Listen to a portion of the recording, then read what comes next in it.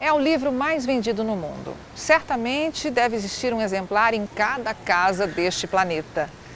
Mas sua leitura, para muitos, é extremamente difícil. Estamos falando da Bíblia. Será que é tão difícil assim entender a Bíblia? Por que ela é tão vendida? Por que ela é tão falada no mundo inteiro? Por que alguns a entendem com tanta facilidade e outros não a entendem? Quem escreveu a Bíblia? Homens? Deus? Esse é o assunto interessantíssimo que o Dr. Mauro Braga aborda hoje. Nós estamos vivendo num tempo muito diferente. Às vezes, quando ligamos a televisão nos noticiários, tem momentos que a gente chega a ficar arrepiado. Eu não sei como você se sente. Eu, às vezes, não consigo acreditar no que estou ouvindo nos noticiários. Nós estamos vivendo num tempo que chega a dar medo. A gente tem medo de andar na rua, medo de sair de carro, medo de parar num farol, num semáforo, insegurança quanto ao futuro. Sabe, a gente está vivendo num tempo que não se sabe se você sai para trabalhar, você não sabe se volta. E as pessoas estão vivendo com um pavor, apavoradas. E aí tem momentos que um ser humano que pensa um pouco começa a fazer algumas indagações.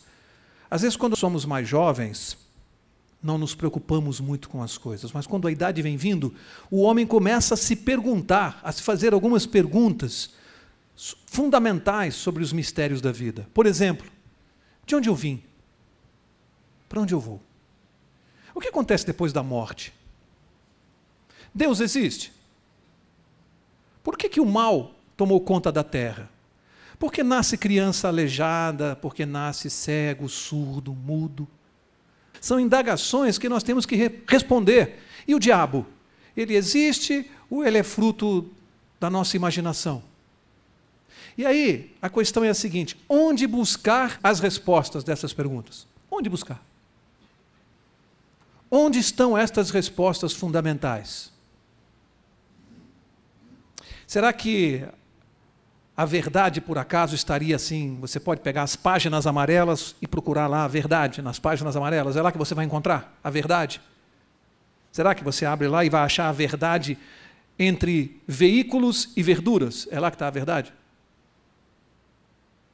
Onde está a verdade? Onde estão as respostas? Eu creio que está neste livro aqui, que nós estamos estudando. E esta noite eu quero mostrar para vocês por que eu creio que está neste livro. Qual é a base? Qual o fundamento para que eu creia assim? Nós vamos estudar e saber um pouco deste livro esta noite, a Bíblia Sagrada. E ao final você vai me dizer se você concorda ou não comigo, que eu só posso buscar estas respostas fundamentais neste livro. Não há nenhum outro lugar neste mundo que possa te revelar a verdade e que tenha essas respostas a não ser aqui. Não há outro lugar. A Bíblia, interessante, você sabe que essa palavra não aparece aqui no livro. A Bíblia não usa a expressão Bíblia dentro dela. Ela se autodenomina a palavra de Deus, as Escrituras, mas você não encontra essa palavra aqui. Por quê? Porque Bíblia deriva do grego biblos, que quer dizer coleção de livros. Por isso este livro chama-se Bíblia, porque este livro nada mais é do que uma coleção de livros. Você sabia disso? Por isso chama-se Bíblia, coleção de livros. São 66 ao todo. 66 livros na Bíblia. São 39 livros no Velho Testamento, são 27 livros no Novo Testamento. Escritos por 40 autores diferentes, que viveram em tempos completamente diferentes. O primeiro livro da Bíblia, há uma dúvida se foi o livro de Jó ou o livro de Gênesis, mas há uma certeza quanto ao seu autor, Moisés. Ele foi quem escreveu o primeiro livro, Gênesis ou Jó. Sabem há quanto tempo? Foi escrito aproximadamente 1500 anos antes de Cristo, o primeiro livro. E o último livro da Bíblia, Apocalipse, foi escrito por João aproximadamente 100 anos depois de Jesus. Portanto, toda a Bíblia foi escrita num período de aproximadamente 1600 anos, por 40 pessoas diferentes. Pescadores escreveram, médico. Nós temos todo tipo de gente colaborando aqui, pastor, cobrador de impostos, pessoas de culturas diferentes, alguns jamais se viram porque estavam a séculos de distância. Imagine Moisés, 1500 anos antes de Cristo, e imagine João 100 anos depois, 1600 anos depois. Jamais se conheceram, uma cultura completamente diferente. E a primeira evidência de que este livro é a palavra de Deus é que, embora escrito por 40 pessoas diferentes, que viveram em tempos diferentes, você não encontra uma só contradição. Humanamente isso não tem explicação. Porque no mesmo tempo, se nós pegarmos 40 pessoas nesse auditório para escrevermos a respeito do mesmo assunto, vai haver divergência. Como é que Deus conseguiu fazer com que estes homens de culturas diferentes, em tempos diferentes, falassem sem uma única contradição? Isso para mim é uma evidência de que por trás do trabalho humano existe alguém dirigindo. O que a própria Bíblia diz a esse respeito? Vamos ver aqui rapidamente. 2 Timóteo, capítulo 3, vamos ver o que a Bíblia diz a respeito dela mesma. 2 Timóteo, capítulo 3, verso 16. 2 Timóteo 3,16. Está escrito assim: toda a Escritura é divinamente inspirada e proveitosa para ensinar, para repreender, para corrigir, para instruir em justiça. Você viu? Toda a Escritura é divinamente inspirada. Toda. Velho e Novo Testamento. Não existe essa coisa que é só o Novo Testamento. Toda a Escritura. E diz que ela é divinamente inspirada. A inspiração veio de Deus. Alguém poderá dizer assim, bom, isso é o que o livro está dizendo. Por que eu sou obrigado a aceitar isso? Quem me prova isso? Que estes homens escreveram inspirados por Deus. Eu posso escrever alguma coisa aqui para vocês e dizer que eu fui inspirado por Deus? Sim ou não? Mas nós vamos colocar isso à prova, porque a Bíblia pede que nós coloquemos em prova isto. Você quer ver uma outra declaração bíblica? 2 Pedro 1, vou ler com vocês o verso 21. E diz assim, 2 Pedro 1:21. Pois a profecia nunca foi produzida por vontade dos homens, mas os homens santos da parte de Deus falaram movidos pelo Espírito Santo. A profecia nunca foi produzida por vontade dos homens. Significa o quê? Eles escreveram o que eles queriam? É isso que eles colocaram no papel, o que eles pensavam, o que eles achavam? Não, eles escreviam o que Deus mandava, o que Deus ordenava. Deus dirigia o trabalho e eles simplesmente escreviam. Nós temos que provar isso aqui. É uma declaração muito forte. Vamos seguir. 1 Tessalonicenses, capítulo 2. 1 Tessalonicenses, capítulo 2. Vamos ver o que está escrito aqui para nós e a importância disto aqui. 1 Tessalonicenses 2, o verso é o verso 13, que diz assim: pelo que também damos sem cessar graças a Deus. Qual o motivo, hein? Paulo vai dizer aqui, porque havendo recebido de nós a palavra da pregação de Deus, a recebestes, não como palavra de homens, mas segundo na verdade, o que diz a sua Bíblia? Como palavra de Deus, a qual também opera em vós, os que credes. Paulo está dizendo, olha, nós estamos pregando não a palavra de homens, mas o que ela é na verdade, a palavra de Deus. Isso é uma declaração importante, porque a Bíblia insiste nesse ponto, e há um detalhe aqui, se você crê em Jesus, você precisa acreditar nisso, porque Jesus bateu o seu carimbo de autenticidade. Jesus confirmou tudo isso aqui. E ele disse que era realmente, efetivamente, a palavra de Deus, que jamais passaria. O céu e a terra podem passar, o mundo pode passar. Mas ele disse, a palavra de Deus jamais passará. Ela é eterna. E não há como negar isto. Lucas, capítulo 11, Jesus vai dizer algo muito importante a esse respeito. Lucas 11, eu quero ler para vocês, o verso é o verso 28. Lucas 11, 28, diz assim, Jesus falando, mas ele disse, antes, bem-aventurados são os que ouvem a palavra de Deus e aguardam. Jesus bateu o carimbo de autenticidade? Diz que este livro é a palavra de Deus ou não? Ele disse, bem-aventurados os que ouvem, ficou só aí? É só ouvir? E guardam. Não adianta só ouvir. Não adianta ler todo dia. Se você não praticar o que está nesse livro, não adiantou nada. Tem que ouvir e guardar. No tempo que nós estamos vivendo, as pessoas consideram a muitos de nós como tolos. Ah, esse é aquele povo que lê a Bíblia, que vai a culto, que larga. Um dia como hoje, né? Tem televisão, tem Jogo do Brasil. O pessoal é fanático. Vai lá na igreja ler Bíblia. Para muitos nós somos tolos. Mas será que somos? Será que somos realmente tolos? Havia ali uma aldeia e alguns rapazes da cidade gostavam de brincar com um rapaz que era meio idiota, era meio pancada da cabeça. E eles faziam uma brincadeira, eles chamavam aquele tolo, aquele bobão, e tinha ali uma brincadeira, tinha uma moeda de 400 réis, que era bem grandona, e uma de 2.000 réis, que era menor. E eles mandavam ali o tolo escolher, o bobo. E ele sempre escolhia a maior, que valia menos. No dia seguinte, a mesma brincadeira. Chamavam ele, mostravam a grande e a pequena, ele escolhia a grande, que valia menos. Todos os dias. Aí um dia um rapaz chegou para ele e falou assim, escuta, ficam gozando de você todo dia aí, brincando com você. Você não sabe que a moeda menor é a que vale mais? Ele falou, sei. E por que você escolhe sempre a maior? Porque o dia que eu escolher a menor, a brincadeira acaba e eles não me dão mais moeda. Quem eram os tolos da história? E no mundo aí fora, quem são os tolos da história? É bom pensar? A sabedoria de Deus é diferente da sabedoria do mundo. Muitos de nós somos chamados de bobos, tolos, fanáticos. Será que somos?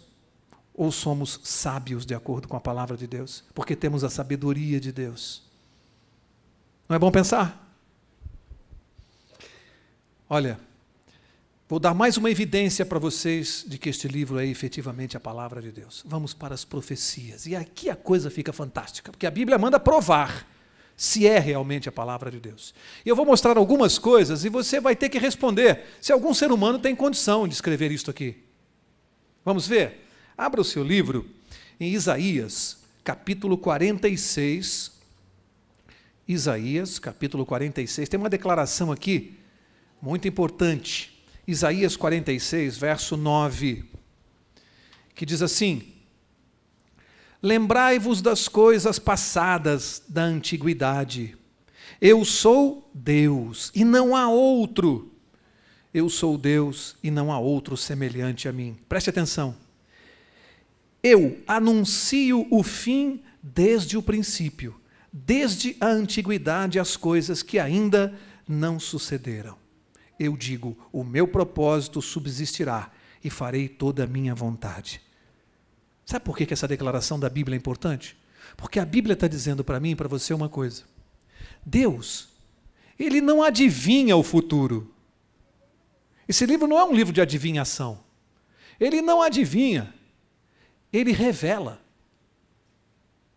A Bíblia diz, eu sou Deus e não há outro. Eu anuncio o fim desde o começo. Eu vou revelar para vocês todas as coisas, até o fim do mundo, porque eu sou Deus e não há outro, e não há quem possa revelar o fim desde o começo, a não ser Deus.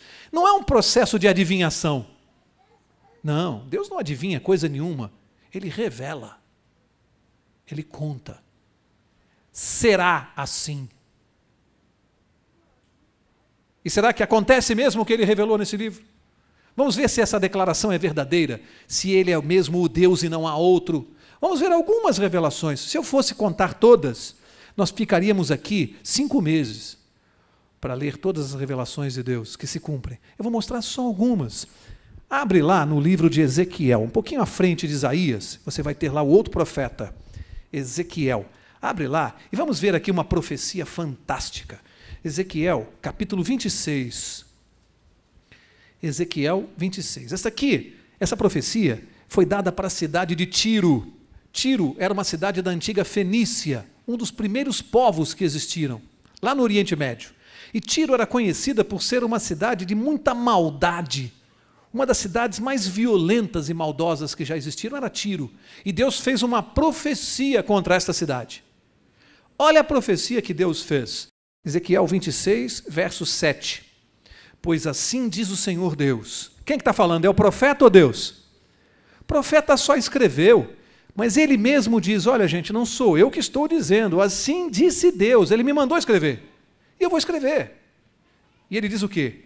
Eu trarei contra Tiro a Nabucodonosor, rei de Babilônia. Para quê? Isso foi uma profecia. Foi exatamente Nabucodonosor, rei da Babilônia, quem destruiu Tiro.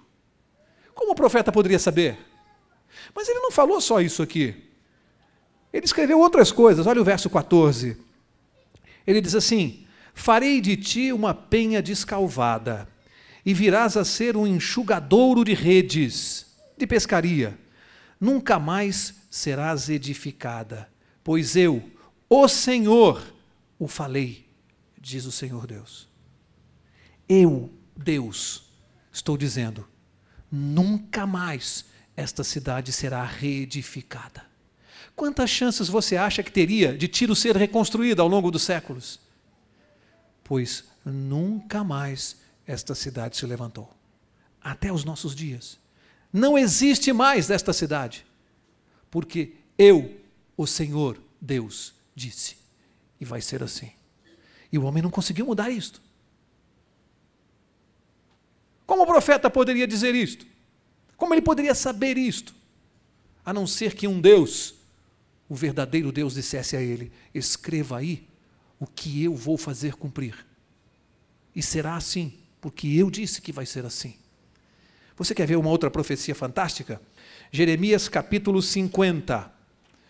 Jeremias 51, na verdade. Jeremias 51, vou ler o verso 6. Olha que profecia fantástica. Jeremias 51, 26. Diz assim, não tomarão de ti pedra para esquina, nem pedra para fundamentos, pois te tornarás em perpétua desolação, diz o Senhor. Sabe para quem é essa profecia aqui? Sabe para quem é essa profecia? Cidade da Babilônia, aquela que destruiu Tiro. A mesma. Agora olha o que está no verso 37, no mesmo capítulo. Olha a profecia de Deus. Verso 37. Babilônia se tornará em montões, morada de chacais, objeto de espanto e assobio, sem um só habitante. Pergunto, hoje existe a cidade da Babilônia? Não existe mais. E Deus disse, não haverá nenhum só habitante. Profecia que se cumpriu.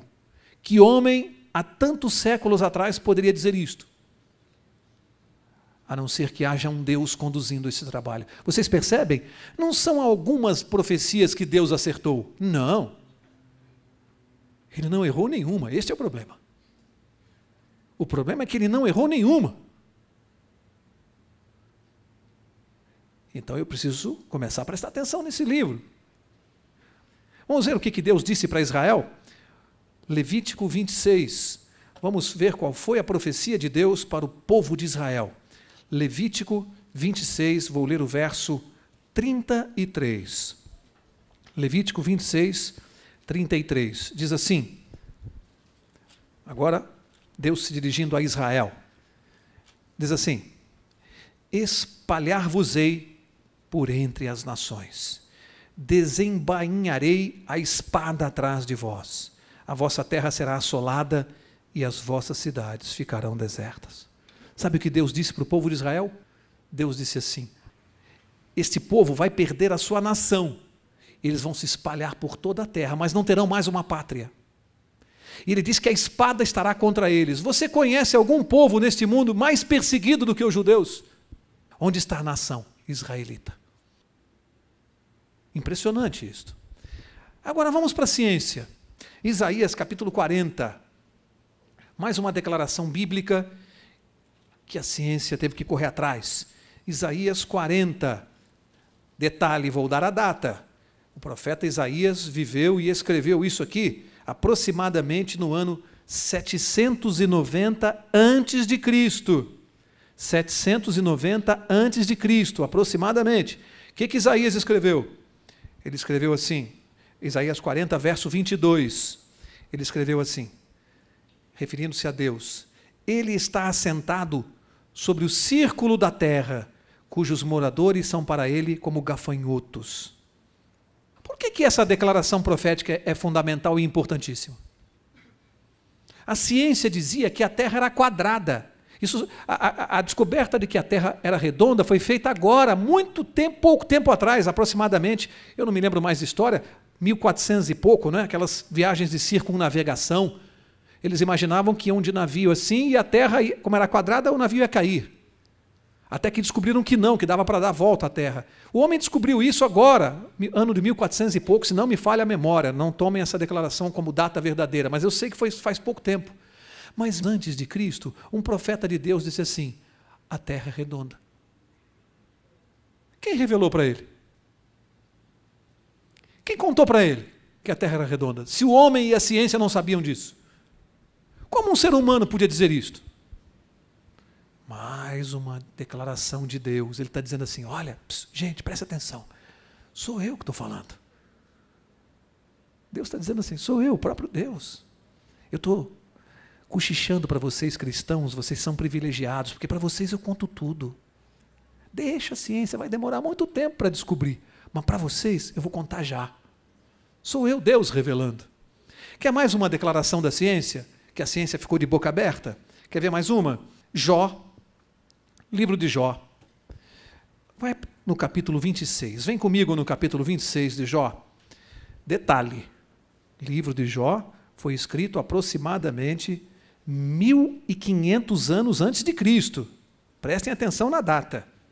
Não foi algo declarado na semana passada, nem no século passado. Isso que eu vou ler para vocês, 1500 anos antes de Cristo.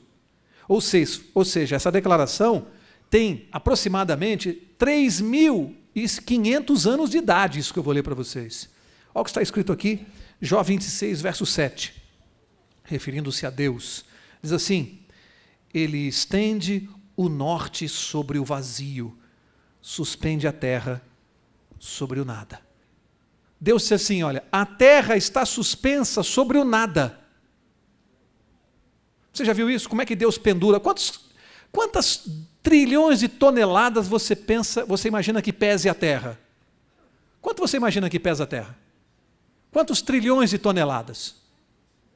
Pois Deus está declarando aqui, a terra está suspensa sobre o nada, com todo o seu peso. E a ciência não tinha como averiguar isto. Como pode? A terra está suspensa sobre o nada, no vazio. Aí vem Isaías e diz assim, tem mais, hein? A terra é redonda. E a ciência não sabia disso. A ciência não sabia disso. Duas declarações que se chocam com a ciência da época. Quem estava certa? A ciência ou Deus? Quem teve que pedir desculpas? A ciência ou Deus? Esse livro é fantástico, porque Deus não teve que pedir desculpa por um único verso que está nesse livro até hoje. Jamais ele pediu desculpas ou voltou atrás. Pelo contrário, eu encontro em Malaquias 3,6 Deus dizendo assim, eu sou o Senhor e não mudo. Mas o homem e a ciência mudam toda hora. A ciência pede desculpas toda hora. Nós pensávamos que era assim, agora nós estudamos um pouquinho mais e nós descobrimos que é assado. Olha, nós pensávamos que era assim, agora nós evoluímos e nós já descobrimos que é isso. Mas Deus nunca pediu desculpas. O que Ele diz vale para sempre, é eterno, porque Ele anuncia o fim desde o princípio. Vamos seguir. Eu quero mostrar para vocês agora algumas coisas interessantes sobre este livro aqui. A Bíblia é dividida em 5 partes principais. 5 partes. Nós temos a primeira parte que é histórica, que vai do livro de Gênesis até Esther, parte histórica da Bíblia, de Gênesis a Esther, e mais o livro de Atos. Depois nós temos a parte poética, a Bíblia tem uma segunda divisão em poesia, que vai engloba os livros de Jó, Salmos, Provérbios, Cantares e Eclesiastes. Esta parte é a parte de poesia da Bíblia. Depois nós temos a parte dos evangelhos. São 4. Mateus, Marcos, Lucas, João. Depois nós temos a parte de cartas, a quarta parte, cartas. De Romanos a Judas, as cartas. E depois nós temos a parte profética da Bíblia, que vai de Isaías a Malaquias, e mais os livros de Daniel e Apocalipse. 5 partes. Ela foi escrita, o Velho Testamento, no hebraico e no aramaico. E o Novo Testamento, todo no grego, exceto o Evangelho de Mateus, que foi escrito no hebraico ou no aramaico. Vocês sabem que língua falava Jesus? Que língua falava Jesus? Aramaico. Era a língua que Jesus falava na época. Interessante. Todos os livros bíblicos, todos, exceto os proféticos, todos exceto os proféticos, 90% do que você lê, você entende como você lê. Do jeito que você está lendo, você entende. Os proféticos não. Os livros proféticos, 95% do que você lê não se entende como se lê. Interessante isso, não se entende como se lê, porque ela usa símbolos. E aí começa a confusão, porque as pessoas querem ler os livros proféticos e entender como se lê os símbolos. Não foi feito assim. E aí, nós vamos ver aqui uma coisa interessante. Eu vou mostrar para vocês aqui, vou abrir aqui em Apocalipse 7, quem quiser acompanhar comigo. Vamos ver o que acontece se alguém for ler um livro profético e quiser interpretá-lo como se escreve. Apocalipse, capítulo 7, vou ler para vocês o verso 1, vamos ver o que acontece. Diz assim, Apocalipse 7, 1. Olha só. Depois destas coisas, vi 4 anjos que estavam sobre os 4 cantos da terra, retendo os 4 ventos da terra. Pode parar aqui. Pode parar.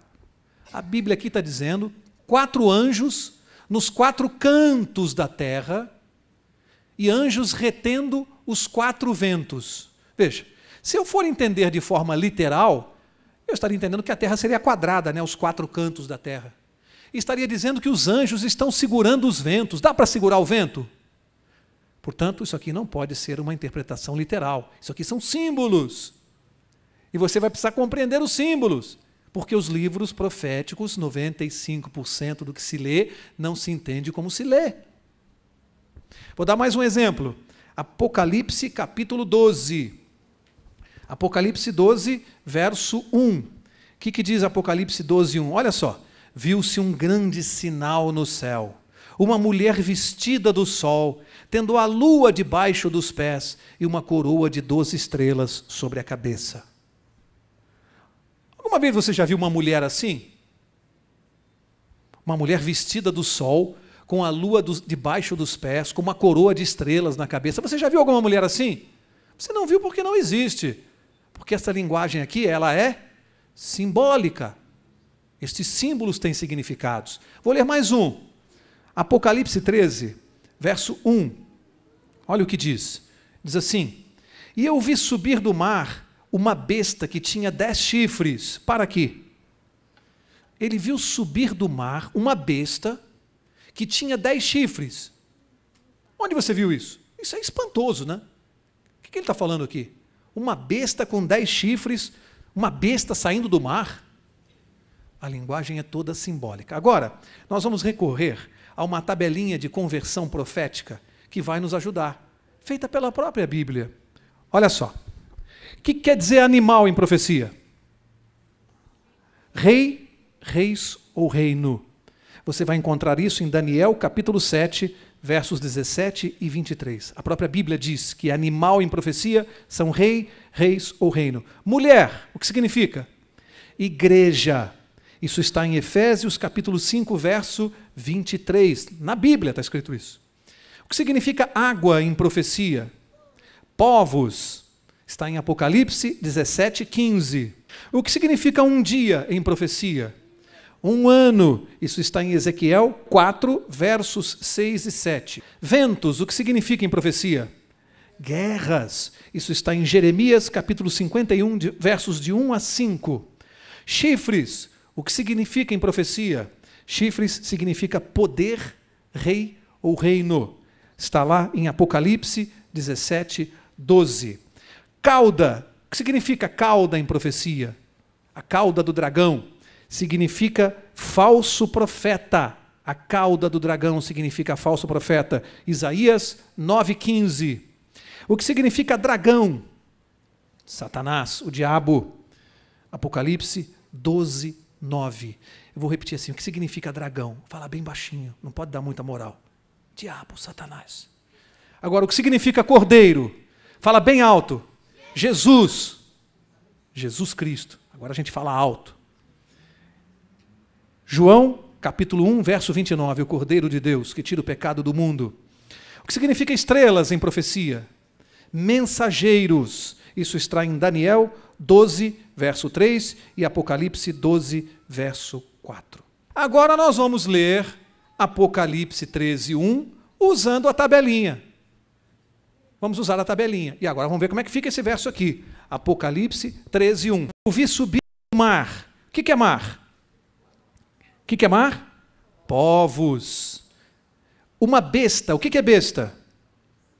Animal. O que é um animal, uma besta? Reino, reis, um reino. Que tinha 10 chifres. O que são chifres?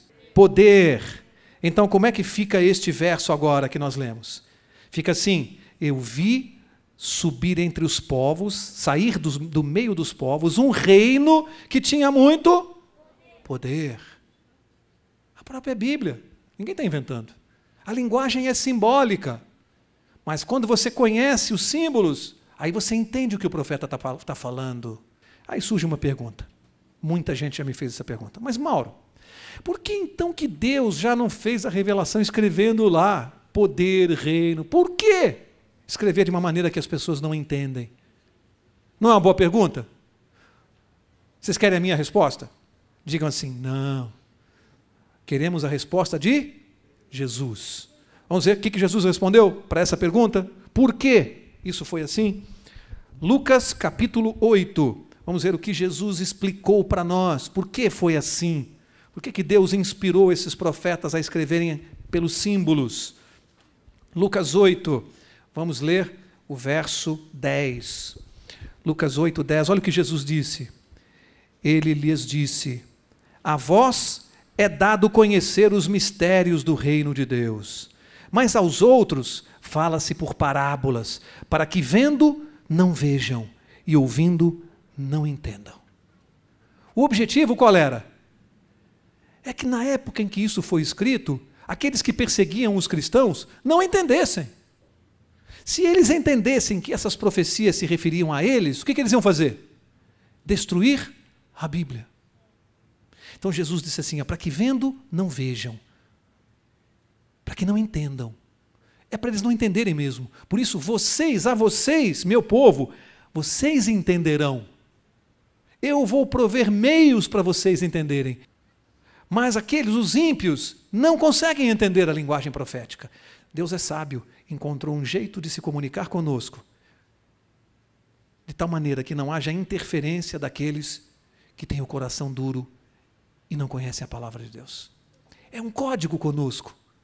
Deus nos ama tanto que Ele se comunica conosco por códigos. Isso é demonstração de amor. Porque Deus é assim, Ele só conversa com os sinceros de coração, com aqueles que realmente querem salvação, o respeitam. Aqueles que não respeitam a Deus não conseguem sequer compreender a sua palavra. Sequer. Os que não têm respeito a Deus. Quero começar a concluir. Como é que se estuda a Bíblia, então? Qual é o método correto de se estudar a Bíblia? Vamos ver? Isaías, capítulo 28. Eu quero mostrar agora qual é o método que a própria Bíblia nos ensina. Não sou eu que estou inventando. Isso aqui não é uma didática da nossa igreja. Não é uma didática do pastor da igreja. É a Bíblia que está dizendo assim, você quer estudar a Bíblia?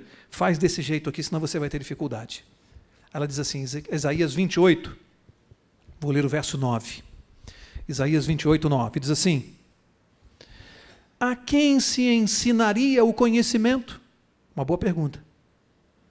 A quem se daria a entender a mensagem? Olha só, é o que nós queremos saber. Olha o verso 10. Porque é preceito sobre preceito, regra sobre regra. Um pouco aqui, um pouco ali. Sabe o que a Bíblia está dizendo? Para você compreendê-la. Não está, o assunto na Bíblia não é relacionado assim num capítulo inteiro, numa página só. Eu quero saber o que acontece depois que a pessoa morre. Não é assim, você vai lá no índice, encontra isso, vai numa página. Não. Deus está dizendo assim, é um pouco aqui, um pouco ali. Cada escritor bíblico, cada profeta tocou nesse assunto. Para você ter a compreensão total, você tem que ir recolhendo o que cada um escreveu sobre esse assunto. É um pouco aqui, um pouco ali. Essa é a maneira correta de se estudar a Bíblia. Por quê? Porque quando eu tomo um único verso, eu corro o risco de ter uma interpretação errada. Se eu pegar o que um autor só falou, eu corro o risco de eu interpretar incorretamente. Mas quando eu pego o que todos os autores falaram no assunto, aí eu não corro mais risco. Aí eu vou ter a doutrina correta, verdadeira. É um pouco aqui, um pouco ali. Para evitar que eu tire o texto do contexto. O seu Manuel tinha tido um acidente há algum tempo atrás, ele tinha deixado para lá. Mas um dia ele falou, não vou deixar barato não. Bateram no meu carro e eu vou processar aquela pessoa lá que me causou muitos danos. E entrou com uma ação de ressarcimento de danos. Estava no tribunal e o advogado do acusado resolveu interrogar o seu Manuel. E ele disse, senhor Manuel, eu quero que o senhor declare aqui a esse tribunal. O senhor disse ou não disse ao policial da estrada, no dia do acidente, o senhor não disse que o senhor estava bem? Ele disse assim, eu peguei a minha caminhonete, fui pegar a minha mula predileta. Quando eu fui colocar na caminhonete, aí o advogado falou assim, senhor Manuel, a minha pergunta é objetiva e eu não quero rodeios. A pergunta é, o senhor disse ou não disse ao policial que o senhor estava bem? Ele disse, eu peguei a minha caminhonete e eu fui colocar a minha mula predileta na caminhonete para ir para a estrada. O advogado começou a ficar nervoso, falou, excelência, por favor, eu quero aqui determinar os fatos. O senhor, por favor, peça a ele para responder. Aí o seu Manuel disse, eu peguei a minha caminhonete, quando eu fui colocar a mula, aí o advogado ficou revoltado. Falou, excelência, por favor, ele não responde a pergunta clara e objetiva. Mas o juiz estava curioso com a resposta do seu Manuel, falou assim, por favor, deixa ele responder. Por favor, senhor Manuel, o senhor pode responder. O seu Manuel olhou para o juiz e disse assim, como eu ia dizendo antes de ser interrompido, eu peguei a minha caminhonete, fui colocar a minha mula predileta na caminhonete para ir para a estrada. Quando eu estava na estrada, um carro vermelho me abalroou, bateu na porta do lado, eu capotei, fui jogado para um lado da estrada e a minha mula caiu do outro lado da estrada. Eu estava tonto ainda, olhando, e vi a mula lá estrebuchando, quando vi o policial se aproximar do outro lado da estrada com a sua arma, foi chegando perto da mula, a mula estrebuchando, e ele disse assim, essa mula está muito mal, vou ter que sacrificar, e deu um tiro entre os dois olhos da mula. E eu estava deitado na estrada, ainda meio tonto, quando ele atravessou a pista, vindo na minha direção, com a arma na mão. E ele disse, seu Manuel, a sua mula estava muito mal, se sentindo mal, eu tive que sacrificá-la. Como o senhor está se sentindo? Ele disse, o que o senhor falaria, meritíssimo?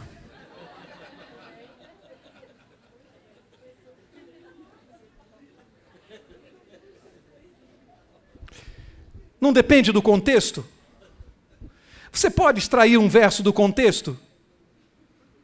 Se você tirar do contexto, e tem gente ensinando Bíblia assim, tira o verso do contexto, aí faz o que quiser com o verso. Mas se nós estudarmos a Bíblia do jeito que Deus disse, um pouco aqui, um pouco ali, não tem como tirar do contexto. Porque o que Paulo falou, Daniel confirma, João confirma, Isaías, aí não sai do contexto. Agora, se eu pegar um verso só e tirar do contexto, olha o perigo. Qual era o método que Jesus usava? Qual era o método de Jesus? Você quer ver comigo? Lucas capítulo 24. Vamos ver o que Jesus fazia para dar estudo bíblico. Jesus Cristo deu estudo bíblico? O que é que vocês acham? Sim ou não? Vamos deixar a Bíblia responder. Lucas 24, verso 27. E diz assim, e começando por Moisés e por todos os profetas, explicou-lhes o que dele se achava em todas as Escrituras. Como é que Jesus dava estudo bíblico? De Moisés, foi passando por toda a Bíblia, passou por todos os profetas, e foi mostrando no estudo bíblico o que a Bíblia falava dele mesmo, Jesus. Cada livro ele foi mostrando. Um pouco aqui, um pouco ali. Esse é o método que Jesus usava, é o nosso método aqui. O tema desta noite, eu tirei de um capítulo só, de um verso só? um pouco aqui, um pouco ali. Não tem jeito de você ser enganado por nenhuma doutrina nem por nenhuma igreja. Quando você deixa a Bíblia falar, é um pouco aqui, um pouco ali, do jeito que Jesus fazia. E aí, aquela doutrina vai ficando clara para você. Jesus também fez uma advertência séria. Mateus 22, ele fez uma séria advertência. Jesus disse assim, Mateus 22, verso 29. Olha o que ele disse. Ele disse, respondeu-lhe Jesus. O que diz a sua Bíblia? O que diz aí? Errais, não conhecendo as Escrituras, nem o poder de Deus. Errais, não conhecendo as Escrituras. Sabe o que ele está dizendo? Tem um monte de gente estudando Bíblia e dando ensino bíblico sem conhecer a Bíblia. Abre lá numa página, limita-se a ler um capítulo ou um verso, aí fica explicando aquele verso. E Jesus diz assim, ó, errais, não conhecendo as Escrituras. Não se dá estudo bíblico em cima de um verso, não se cria doutrina em cima de uma passagem isolada. Jesus está dizendo assim, vocês erram. Porque para se tirar a doutrina é um verso aqui, outro ali, outro ali, outro ali, outro ali. É assim que se ensina a doutrina. E não pensando um verso assim, aí fala o que quiser daquele verso. Serve para qualquer religião que você quiser. Gente, eu já vi pessoas tomando um verso da Bíblia, cada religião prega uma coisa sobre aquele mesmo verso. É impressionante. 20, 30 interpretações diferentes sobre o mesmo verso. Agora, junta esse verso com outros e eu quero ver fazer isso. Junta com mais 30 versos. E eu quero ver fazer isso.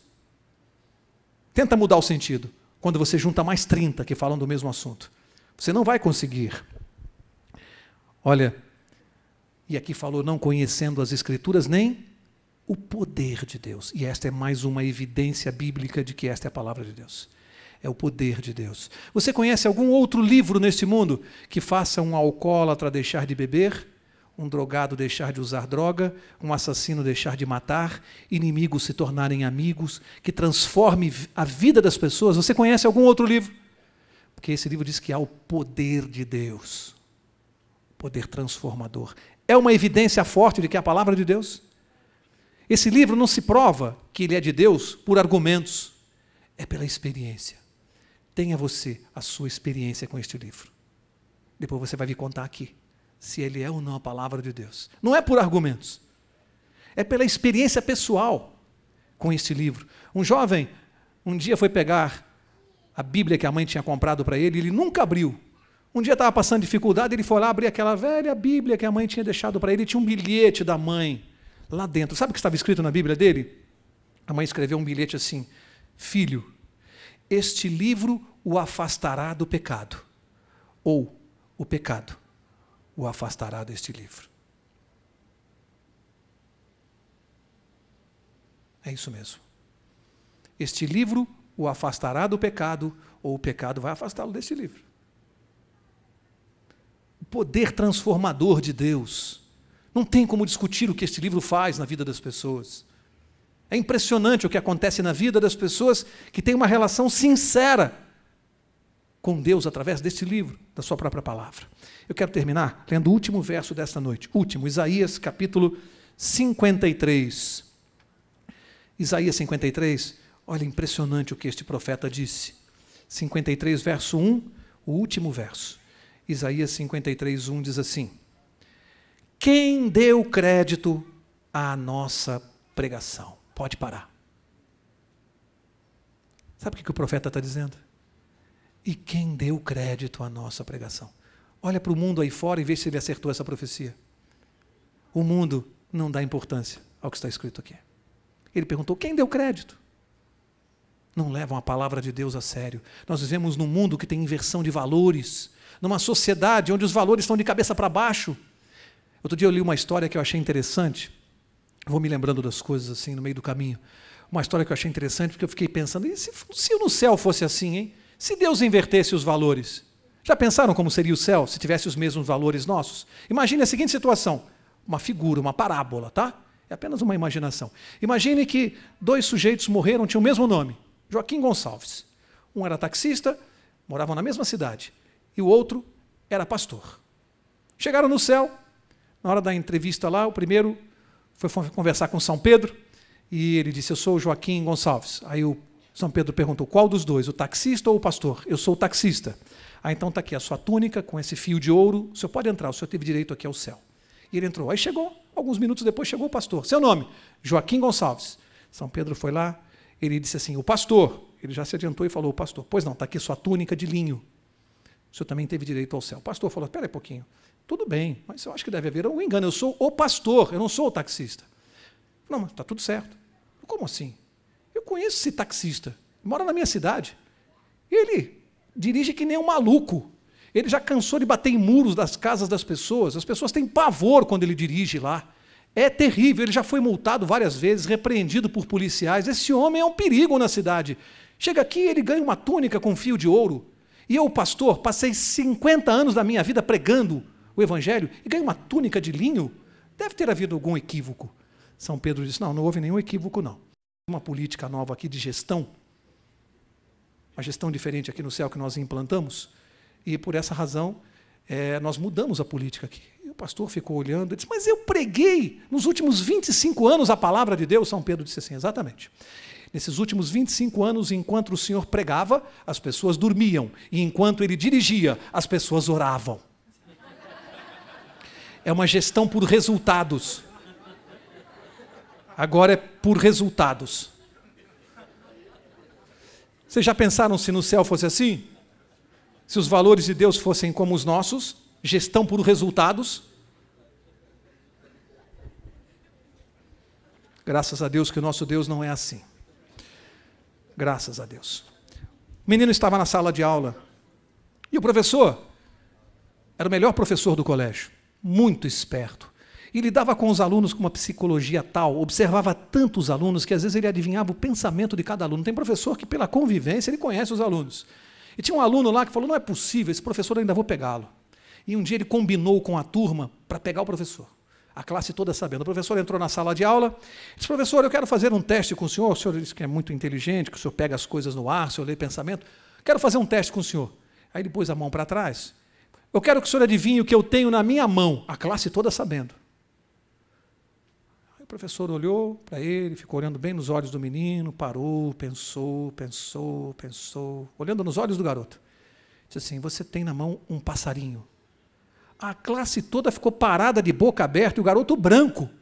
Ele tinha um passarinho na mão. E ele ficou pensando, falou, não é possível. Ele disse, mas eu preciso pegar esse professor de qualquer maneira. Aí ele pensou. Não, mas não terminou o teste ainda. Eu quero que o senhor me diga se esse passarinho na minha mão está vivo ou morto. Aí ele pensou, se o professor disser que está vivo, eu vou esmagar o passarinho aqui e mato. Se ele disser que está morto, o passarinho está vivo. Responda a minha pergunta. O professor parou, ficou olhando nos olhos do garoto, pensou, meditou bem e disse assim, se ele está vivo ou morto, realmente eu não sei. Uma coisa eu tenho certeza, a escolha, a decisão está nas suas mãos.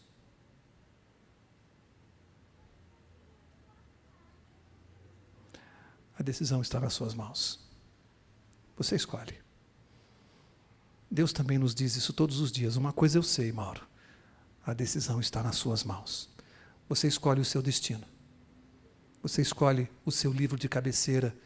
Você escolhe o seu melhor companheiro, o seu melhor amigo. Que Deus te abençoe, te ajude, te ilumine, para que você faça a escolha certa. Que Deus abençoe a cada um de vocês. Se você tem alguma dúvida sobre o assunto tratado hoje, entre em contato conosco através do e-mail que aparece no seu vídeo. Até a próxima!